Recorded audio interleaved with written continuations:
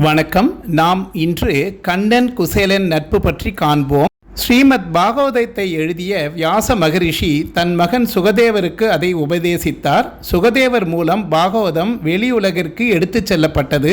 தன் நண்பன் குசேலருக்கு கிருஷ்ணர் உதவிய நிகழ்வை கங்கை கரையில் பரீட்சித்து மன்னனுக்கு விவரித்தார் சுகதேவர். மகாவிஷ்ணுவின் அவதாரமான கண்ணன் இளம் வயதில் உலக நியதிக்கு உட்பட்டு சாந்தீப முனிவரின் ஆசிரமத்தில் தங்கி அவருக்கு பணிவிடை செய்து வேதம், சாஸ்திரம் மற்றும் இதர கலைகளை கற்றார். அந்த குருகுலத்தில் கண்ணனுடன் சுதாமா என்கிற அந்தன சிறுவனும் தங்கியிருந்தான். கிருஷ்ணனும் சுதாமனும் நல்ல நண்பர்களாக இருந்தனர். ஒரு காலகட்டத்தில் குருகுல படிப்பு முடிந்தவுடன் கண்ணன் துவாரகைக்கு சென்று விட்டார். சுதாமன் தனது குல வழக்கப்படி பணிகளை செய்து வந்தார். அவருக்கும் சுசீலை என்னும் பெண்ணுக்கும் திருமணம் நடைபெற்றது. இவர்களது இல்வாழ்க்கையில் பல பிள்ளைகள் பிறந்தனர். குடும்பம் பெரிதானதால் அதற்கேற்ப வருவாய் இல்லாமல் சுதாமன் மிகவும் சிரமப்பட்டார். சுதாமன் பழைய கந்தலாடையை உடுத்தி வந்ததால் அவரை குசேலர், அதாவது பழைய ஆடையை உடுத்துபவர் என்ற பெயரில் மக்கள் அழைத்தனர். அதுவே அவரது பெயராக பிற்காலத்தில் நிலைத்துவிட்டது. குடும்பத்தில் வறுமை நாளுக்கு நாள் அதிகரித்தது. பல நாட்கள் பட்னியாக இருக்க நேர்ந்ததால் குசேலரும் அவரது மனைவியும் மெலிந்து போனார்கள். பிள்ளைகளும் வாடி போயினர். இந்த நிலையில் ஒரு நாள் அவரது மனைவி, பால்ய பருவத்தில் உங்களது நண்பராக இருந்த கிருஷ்ணர் இப்போது துவாரகைக்கு அரசராக உள்ளார். அவரிடம் நேரில் சென்று நம் குடும்ப நிலையை எடுத்து கூறி ஏதாவது உதவி பெற்று வாருங்கள் என்று கணவனிடம் வேண்டினாள். இதை கேட்ட குசேலர் துவாரகைக்கு செல்ல சம்மதித்தார். தன்னுடைய குடும்ப வறுமை நீங்கும் என்பதை விட நீண்ட நாட்களுக்கு பிறகு தனது ஆருயிர் நண்பனை நேரில் காணும் ஆவலே அவர் சம்மதித்திற்கு காரணம். இதுதான் குசேலரின் உண்மையான நட்புக்கு எடுத்துக்காட்டாகும். ஒரு அரசரை பார்க்க செல்லும் போது வெறும் கையுடன் செல்லாமல் ஏதாவது கொண்டு செல்ல வேண்டும் என்னும் மரபை அறிந்த குசேலர் கிருஷ்ணனுக்கு கொடுக்க வீட்டில் ஏதாவது உள்ளதா என்று கேட்டார். ஆனால் எதுவும் இல்லை. உடனடியாக அவரது மனைவி அக்கம் பக்கம் வீடுகளுக்கு சென்று கொஞ்சம் அவலை சேகரித்து வந்து ஒரு பழைய துணியில் சிறிய மூட்டையாக கட்டி கணவனிடம் கொடுத்தாள். பகவான் கிருஷ்ணனை நேரில் பார்க்க போகிறோம் என மனமகிழ்ச்சியுடன் குசேலர் துவாரகை நோக்கி நடக்கத் தொடங்கினார். அவர் துவாரகையை அடைந்தபோது அந்த நகரின் செழிப்பையும் குறிப்பாக கிருஷ்ணருடைய அரண்மனையின் செல்வ செழிப்பையும் கண்டு பிரமித்தார். தேவலோகம் போன்று காட்சியளித்த அந்த அரண்மனையின் உள்ளே அந்தபுரத்தில் தனது மனைவி ருக்மணியுடன் ஊஞ்சலில் வீற்றிருந்த கிருஷ்ணருக்கு குசேலர் வந்திருக்கும் செய்தி தெரிவிக்கப்பட்டது.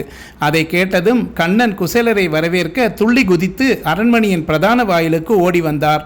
நீண்ட நாட்களுக்கு பிறகு தனது நண்பனை பார்த்தவுடன் ஆற தழுவிக்கொண்டார். அன்பின் மிகுதியால் இருவரும் ஆனந்த கண்ணீருடன் நலம் விசாரித்து கொண்டனர். பின்னர் குசேலரை உள்ளே அழைத்து சென்ற கண்ணன் அவரை ஒரு இருக்கையில் அமர்த்தி தன் மனைவி ருக்மணியுடன் பாத பூஜை செய்து முறைப்படி வரவேற்றார். பின்னர் பலவிதமான பண்டங்கள் கொண்ட உயர்ந்த விருந்துக்கு ஏற்பாடு செய்தார். பணியாட்களை கொண்டு பரிமாறாமல் கிருஷ்ணனும் ருக்மணியுமே பரிமாறினர். பரம ஏழையான தனக்கு கிருஷ்ணர் காட்டிய தூய அன்பையும் மரியாதையும் கண்டு திக்குமுக்காடிய குசேலர் மிகுந்த மகிழ்ச்சியும் உற்சாகமும் கொண்டார். விருந்துக்கு பின்னர் தன்னை காண நீண்ட தூரம் நடந்தே வந்ததால் களைப்புடன் இருந்த குசேலரை அழகிய கட்டிலில் அமர்த்தி அவரது கால்களை கிருஷ்ணர் தமது கைகளால் பிடித்து விட்டார்.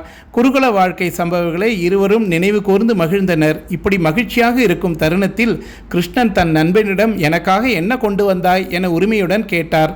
செல்வத்தின் அதிபதியான மகாலட்சுமியின் வடிவமான ருக்மணியுடன் வாழும் கிருஷ்ணனுக்கு வெறும் அவளை எப்படி கொடுப்பதென்று குசேலர் தயங்கினார்.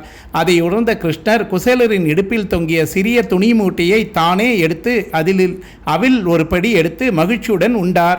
அன்பின் பெருக்குடன் பக்தர்கள் கொடுக்கும் சாதாரணமான பொருளுக்கும் இறைவனுக்கு மிகுந்த ஆனந்தத்தை தரும் என்று இந்த சம்பவம் நமக்கு காட்டுகிறது. அன்றிரவு குசேலரை அந்தபுரத்தில் இருக்கும் அறையில் தங்க வைத்தார் கிருஷ்ணர்.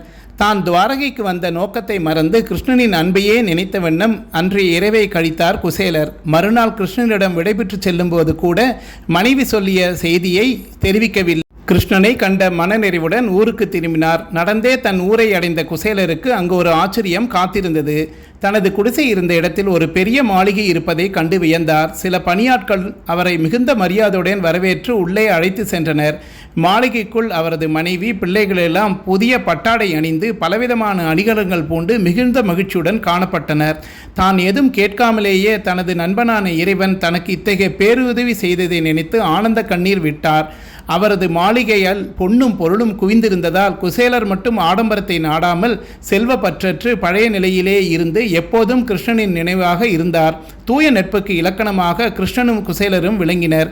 இத்தகைய குசேலரின் வரலாற்றை கேட்டாலோ படித்தாலோ கிருஷ்ணரின் அருள் பூரணமாக கிட்டும் என்பது பெரியோர் வாக்கு. சர்வம் கிருஷ்ணார்ப்பணம். நன்றி, வணக்கம். மீண்டும் சந்திப்போம்.